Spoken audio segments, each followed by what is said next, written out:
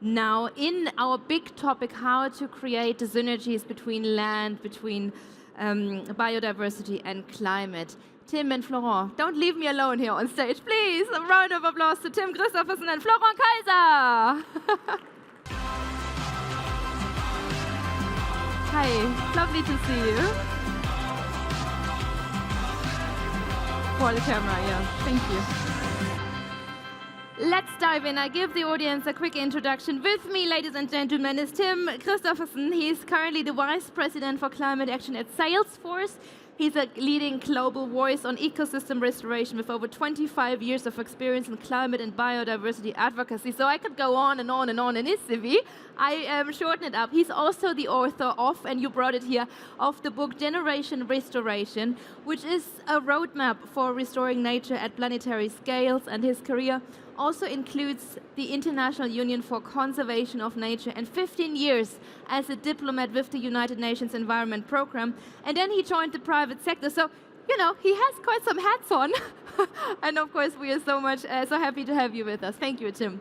Next to Tim, Florent Kaiser. When I met him the first time, I was already amazed by his spirit. He's truly on a mission to demonstrate that the restoration of our planet must emerge from the communities who steward their lands, really going forward in that regard. And he's the CEO of Global Forest Generation and the co-founder of Acción Andina. We'd like to hear more about that in a second as well. He works alongside indigenous and local leaders to restore high Andean ecosystems critical for water security, biodiversity, and cultural continuity. And he received the 2023 Earthshot Prize. So please, again, wake up and give them a round of applause, because we are here at Change Now. And I'd like to start our conversation, because as I mentioned, both of you have been deeply involved in shaping the movement when it comes to creating this mindset. But sometimes we miss some ideas about restoration, or some beliefs are still present that are not realistic. So Florent, I'd like to start with you. What is a belief that maybe we hold today about restoration that you feel the world is not yet fully understanding, or that the world is misunderstanding, or the world is ignoring? Hi. Well, good morning still. It's an honor, and thank you for joining you here on this panel and to Change Now. That's a great question. I think we need to not make the mistake of confusing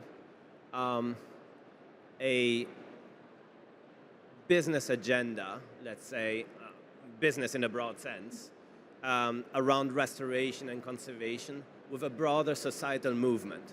They're intrinsically linked, right? And each side of the spectrum develops amazing innovations for it. But I think as at the moment, the last few years was a little bit at the global stage, things were going in a very different direction compared to the optimism we felt 10, 11 years ago. But on the ground, when you have communities in the millions coming together and really planting trees, restoring forests, fighting for river, fighting for rights of nature, this is what to me at least personally, I'm tremendously honored to be on the ground every single day. This is where the real things happen. Now, our big task is to bring these two movements together, where we benefit from amazing innovation in the private sector with new technologies and so on. But the fundamental work is really happening deep down in the communities at the cultural level. And this is where we have a task to work together at a much greater scale. Mm-hmm. Tim, in your book you mentioned, or you are calling for a new kind of global ecological literacy. And you also explore a little bit how we can reset our relationship with nature, which also brings the community level, what Florent was mentioning. So we should understand ourselves as an integral part of it, with nature, rather than just apart from it. But what is your take on it? How can we reach the individual person to create that mindset, to stand up for the values? How can we empower these communities to bridge the gaps and to then reach, of course, these global levels? You worked on so many different levels. Did you discover something that you need to share with us to understand it a little bit more? Thanks, Kati. Let me start with a question to the audience. Who here knows that we're in the United Nations Decade on Ecosystem Restoration? UN decade, anyone? Okay, good. These are the change makers. These are the change change now. makers. So the hashtag for the decade is Generation Restoration, which means that we are, all of us, the generation that is alive today on planet Earth, responsible for repairing Earth at planetary scale, because we need nature for everything. Nature is the basis for our entire economy. Nature is the basis for our spiritual and mental well-being. And I believe that we need a new relationship with nature on an individual level. We need to rediscover that we are part of nature. Nature is us, and we are nature.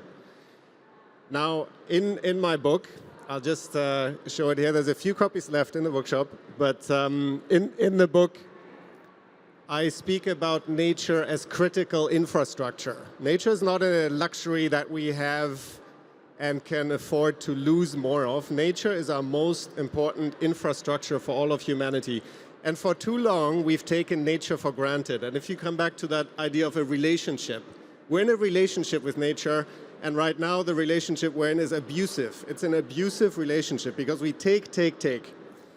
All of us know of relationships like that. Maybe you've been in a relationship like that, and they always end, and they do not end well. We cannot afford divorce with nature, and we're headed for that right now. So we have to repair our relationship with nature. It's a very personal mission for everybody, but it's also a societal mission. And generation restoration with the UN decade, where I still sit on the advisory board. It was my last job at UNEP before I joined the private sector to set up that UN decade. The United Nations Decade on Ecosystem Restoration brings together all these different societal movements. And if you look at all the things that are happening, that's immensely encouraging, from Acción Andina to the things that are happening by the governments. If you, for example, take China, who are understanding that infrastructure level investments in nature are necessary. Brazil is launching the bioeconomy initiative in the G20. So there's an enormous signs of hope everywhere. Let's look for those. I bring in the business hats on for you. So what is the task then for the private sector and the business sector to do their task for this relationship, because we all need all hands on deck. And I'm not just talking about the policy level or the local communities, then I'm looking also to you with your business hat on.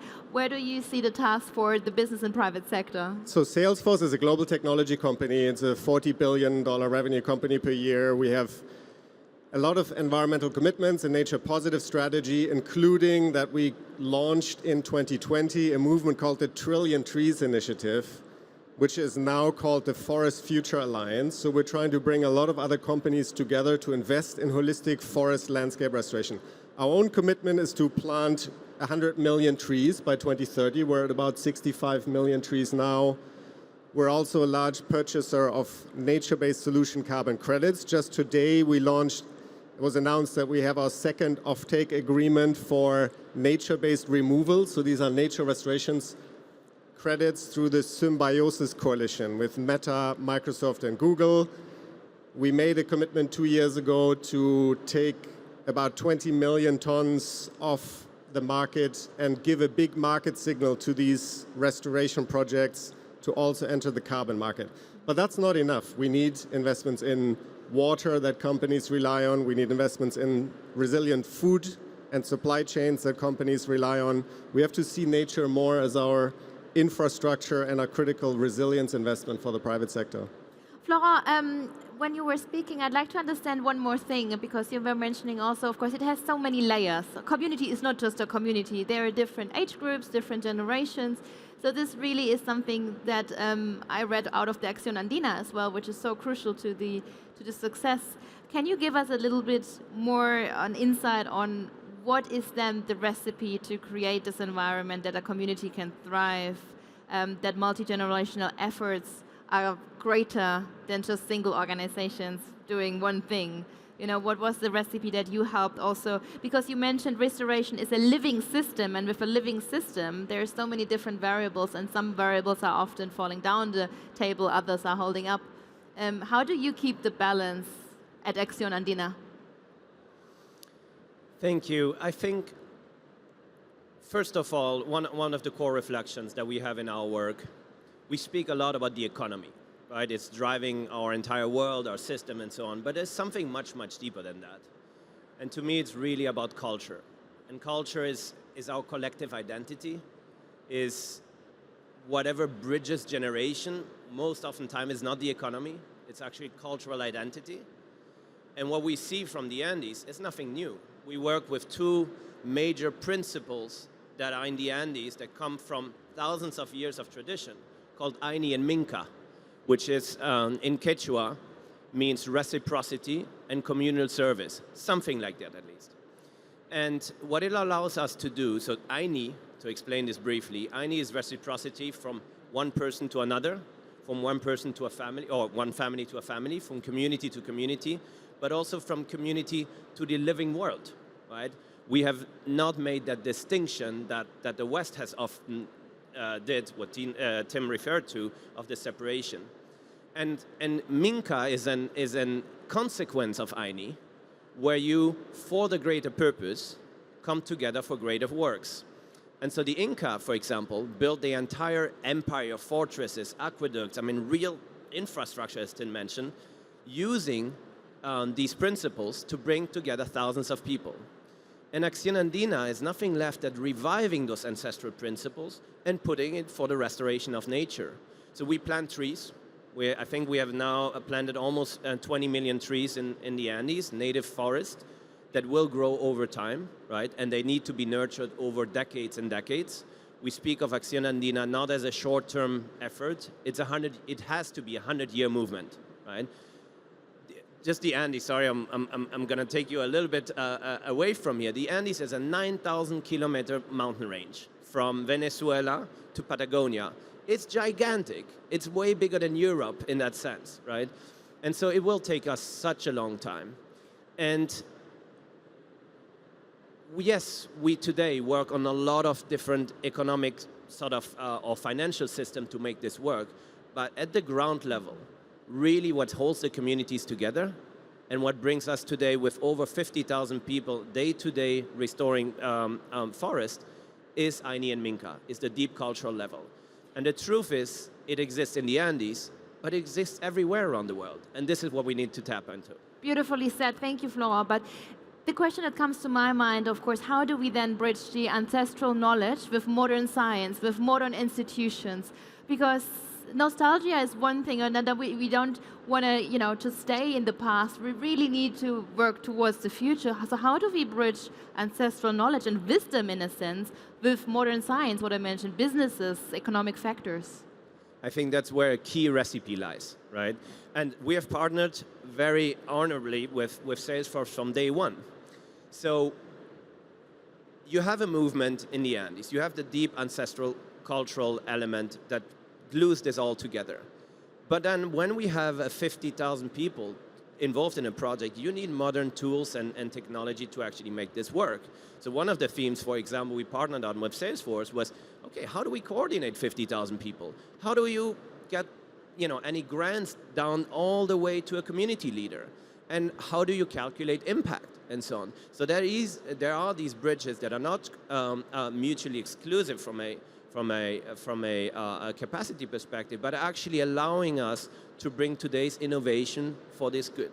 And I think at the end, it's a matter of, it's a practice, right? It's a mindset of bridging those two worlds. We all know we are deeply inspired, but what indigenous communities still hold on in terms of values, in terms of worldview, right? And at the same time, right, we are fascinated by how technology moves, right? Bringing these two together offers a third sort of path forward. I think that we have to adopt as a practice in our day-to-day, and there is so much innovation potential on that end. Thank you. Tim, what do you see? That you don't see it as a contradiction, I assume, that we have modern technology on one side and the ancestral knowledge on the other side, or do you also see some challenges, or maybe you have some headaches along the way that you can share with us? Technology is a tool, and we have to always try to use it for a good purpose. I think that's important. We see, of course, a lot of encouraging signals that technologies like AI are also used by NGOs for improving their outreach, their relationship management. But there is, and this is actually the topic of the next panel on responsible AI, but there is, of course, there's a challenge that we can use the best tools, we can use the best arguments, we can have all the right science and the knowledge, but it still comes back to that relationship issue to build a social movement for the scale of change we need now. And that is a deeply interpersonal and a personal mission that many of us, all of us here are on, but many more people can be and must be on to repair our relationship with nature. And I believe that, coming back to the title of the session here, that the Rio Conventions can, of course, do a lot to do that. From a private sector perspective, it does not make sense to have 3 separate conventions to discuss almost the same thing. So not a merger of the legal treaties, but a merger of the secretariat and the administration certainly would make sense.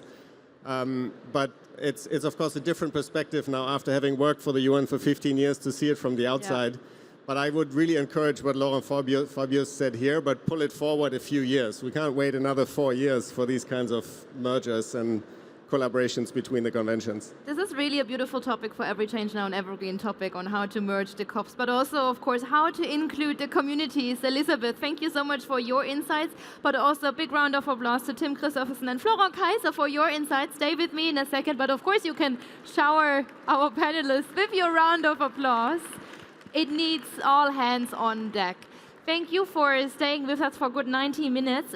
Florent Kaiser, I'd like to finish with one of your quotes. You said restoration is not just an environmental fix, but a deeply human solution, which really brings the human character here back on stage.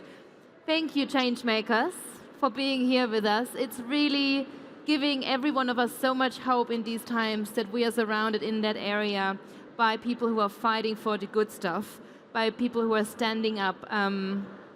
So really, I can just say, it gives hope in these stormy times. Thank you for being with us here at the Agora stage, and stay with us as the next panel is just around the corner when we talk about responsible AI. Merci.